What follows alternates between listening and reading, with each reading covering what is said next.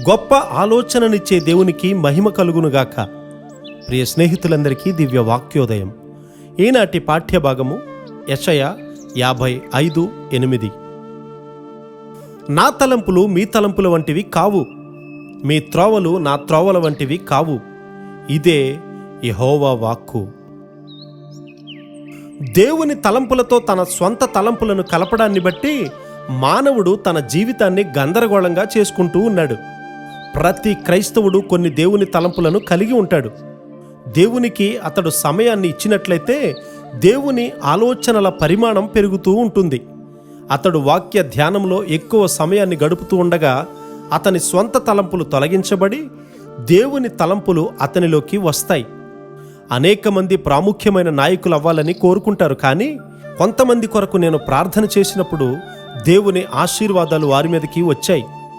నా సేవలో చూసిన ఫలితాలే వారు కూడా చూస్తూ ఉన్నారు.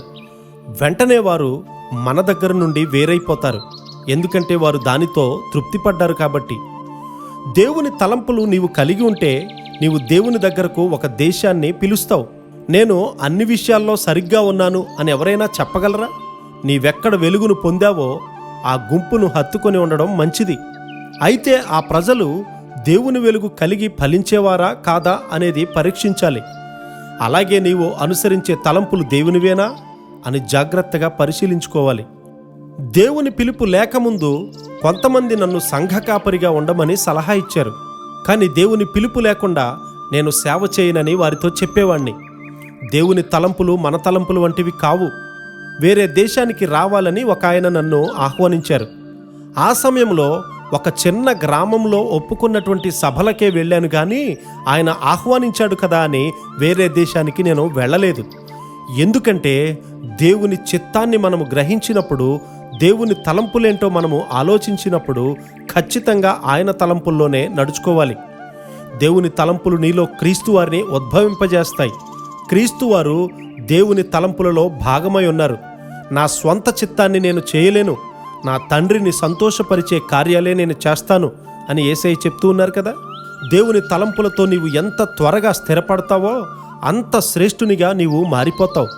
పరిశుద్ధత ఎక్కడ ఉంటుందో అక్కడ దేవుని తలంపులు స్థిరపరచబడతాయి. యోసేపు గారు పరిశుద్ధతను కలిగి ఉన్నారు. దేవుని తలంపులు అతనికి వెల్లడయ్యాయి. ఫరో కలలోని దేవుని తలంపును అతడు సులువుగా గ్రాహ్యం చేసుకున్నాడు. సాతానుడు తన తలంపులలో కొన్నిటిని మనలో పెట్టి ఆ తలంపులు మనలను ఏం చేస్తాయో తెలుసుకోవడానికి కనిపెడుతూ ఉంటాడు. నీవు దేవుని తలంపులను కలిగి ఉంటే దేవుని రాజ్యంలో నీవు క్రీస్తును పోలిన ప్రతినిధిగా ఉంటావు. నీ పని ఎప్పటికీ మరణించదు.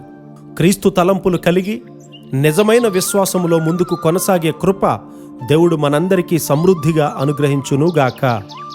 ఆమెన్.